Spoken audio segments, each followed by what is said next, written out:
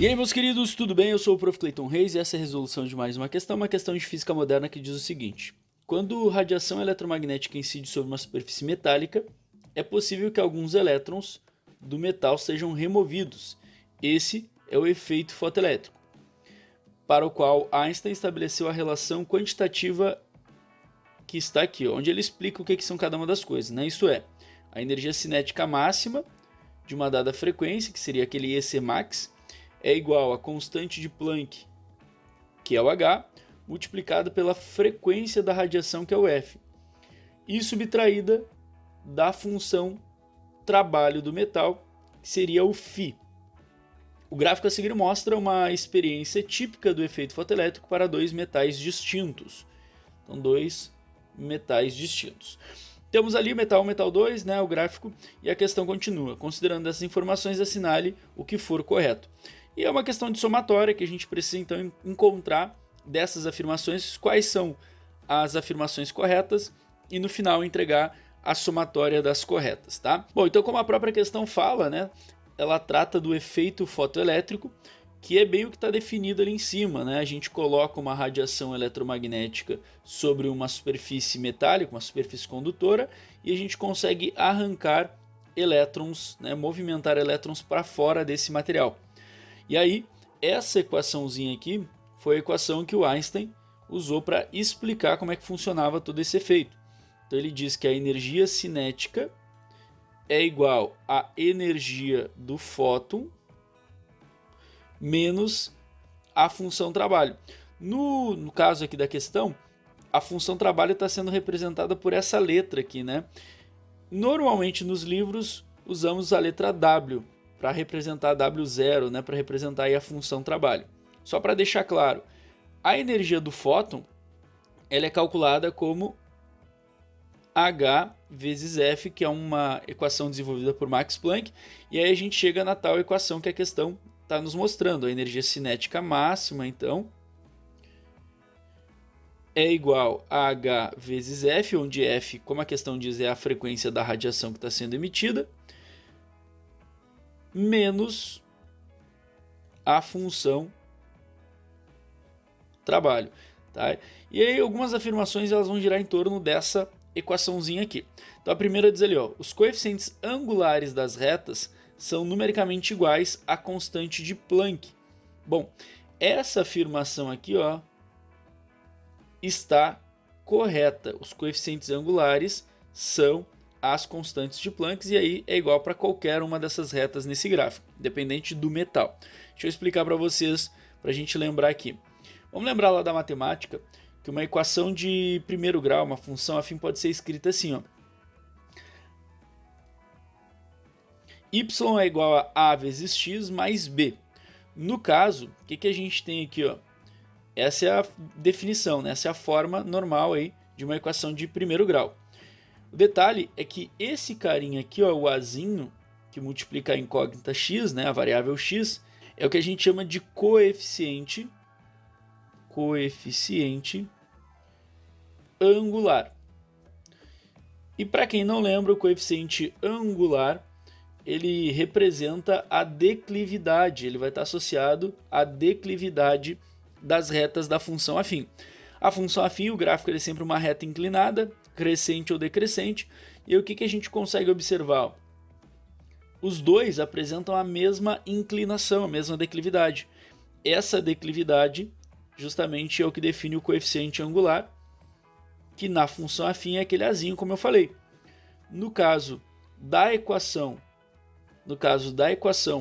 desenvolvida ali por Einstein para explicar esse fenômeno, quem está do ladinho da variável é o H, então ele é realmente o nosso coeficiente angular. Porque basicamente essa equação ela tem o formato de uma função afim. Ah, mas na função afim é mais, ali na função da equação está um menos. Esse sinal ele pode variar conforme esse carinha aqui, né? Conforme o valor desse carinha aqui. E no caso, nessa função afim, esse carinha é negativo. Então essa primeira tá ok, essa primeira tá certa. Vamos para a próxima. 2. Os coeficientes lineares das retas fornecem o valor de φ. Lembra que o φ é o que eu estou chamando de função trabalho, né? É o nosso W ali na equação que eu escrevi.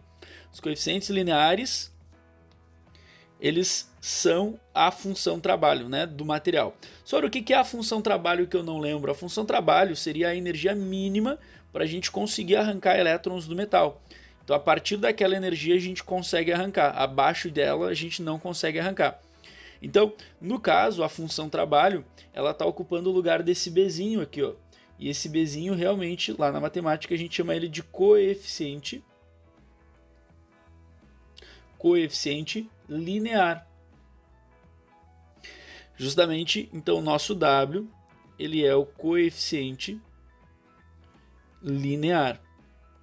Que no caso, como eu disse, né, o W seria o φ aqui, que está sendo representado na questão. Bom, então a número 2 também está correta. Se a gente parasse aí, a gente poderia dizer que a somatória é 3. Mas vamos continuar. 4. Se a frequência da radiação for aumentada, então ele está dizendo ali, né? Se a gente aumentar a frequência da radiação, o número de elétrons emitidos também aumentará. Não. Onde que está errado isso aí? Aqui, ó. O número de elétrons emitidos também aumenta. Não, ele não aumenta. Vamos entender o seguinte. A frequência da radiação, ela está associada pela equação do Planck à quantidade de energia que vai ser emitida. Então, aumentar a frequência resulta num aumento de energia do fóton. Quanto mais energia o fóton emitido tiver, mais energia cinética vai sobrar no processo. Porque a função trabalho é uma característica do material. Deixa eu escrever aqui, ó. Característica do material. Então, para um mesmo material, para uma mesma placa, a função trabalho ela vai ser constante. O nosso coeficiente linear, né, o nosso W vai ser constante. Aumentando a frequência, eu vou aumentar a quantidade de energia que vai ser emitida, ou seja, eu vou aumentar isso aqui, ó, quantidade de energia que vai ser emitida, e aí, consequentemente, nessa subtração vai sobrar mais energia cinética. E vamos lembrar, a energia cinética é uma energia associada à velocidade, então eu vou ter um aumento de velocidade. Então, aumentar a frequência aumenta a energia dos fótons que serão emitidos, o que aumenta a energia cinética dos elétrons ejetados e, consequentemente, significa que vai aumentar a velocidade dos elétrons ejetados. Então, essa afirmação aqui, ela está errada. A afirmação 8 diz o seguinte: as semirretas não se prolongam para baixo do eixo horizontal porque não existe frequência negativa. Realmente, não existe frequência negativa, mas esse não se prolongam está errado. O que acontece? Ó? Vamos pegar aqui o material número 1. Tá? Elas se prolongam para baixo do eixo horizontal, elas vão chegar até o eixo e quando elas chegarem aqui, ó, elas vão indicar para mim exatamente o quanto é a função trabalho do metal. O que a gente tem que entender? Essa frequência até aqui, ó, aqui indica a frequência mínima. O que seria essa frequência mínima? É que a função trabalho, para eu calcular, eu vou pegar e multiplicar a constante de Planck por uma frequência mínima associada ao metal, ao material da placa. Essa frequência mínima, ela está nesse ponto de intersecção aqui dessa reta com o eixo horizontal. Se eu botar uma frequência inferior a essa, a gente não tem o efeito. Mas se eu pegar essa equação e eu igualar a frequência a zero, o que eu encontro? Se eu igualar a frequência a zero, a equação ela vai ficar assim, eu vou escrever aqui embaixo. Energia cinética é igual a H vezes F menos trabalho. Se eu igualar isso aqui a frequência a zero, isso aqui vai zerar. E a energia cinética vai ser igual ao negativo do trabalho. Então, indo pela matemática, a gente consegue entender o seguinte: ó, se eu ir em direção à frequência zero, isso aqui seria a frequência igual a zero, ó, a gente consegue encontrar a parte do eixo onde vai ser cortada, a parte vertical do eixo onde vai ser cortado. E isso indica para mim exatamente a função trabalho, que na matemática é o coeficiente linear. Então, tudo se fecha, tudo se encaixa aí quando a gente faz a relação com a matemática, e justamente em nenhum momento a gente fala de frequências negativas. Para eu ter frequências negativas, eu teria que vir para este lado do eixo horizontal. E a gente não está vindo para esse lado, a gente vai ir até a parte vertical para encontrar qual é a função trabalho. E a última afirmação, então a 8 está errada, né? Deixa eu riscar ela aqui para não confundir. A 16 diz o seguinte: baseando-se no gráfico mostrado, não é possível concluir que aumentando a intensidade da radiação, o número de elétrons emitidos cresce. Então, tá certo, né? Porque realmente não é possível concluir isso aí. Como assim? Vamos entender o seguinte, ó. Intensidade é uma característica que relaciona a potência por área. Intensidade é uma grandeza física que relaciona a potência de emissão pela área de distribuição dessa potência.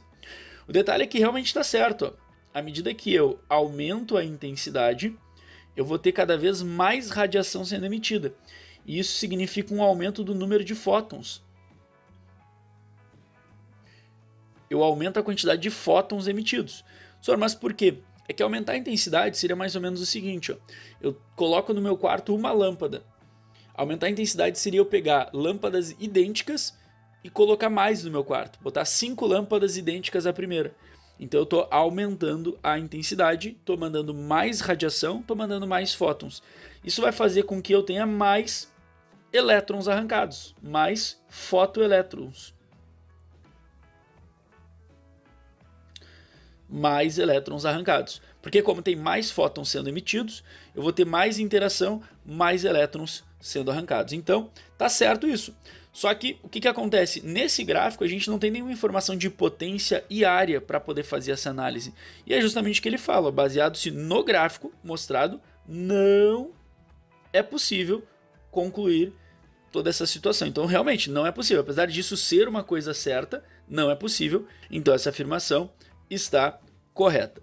Então a gente tem ali na somatória 1 mais 2 mais 16. Isso vai fechar o resultado de 19 na somatória. E esse seria o valorzinho que tu marcaria lá na grade de respostas, certo? 19. 1 mais 2 mais 16. Espero que vocês tenham entendido, espero que vocês tenham gostado. Muito obrigado por assistirem até aqui. Fiquem ligados aí nas próximas resoluções. E era isso. Bons estudos para vocês e tchau, tchau.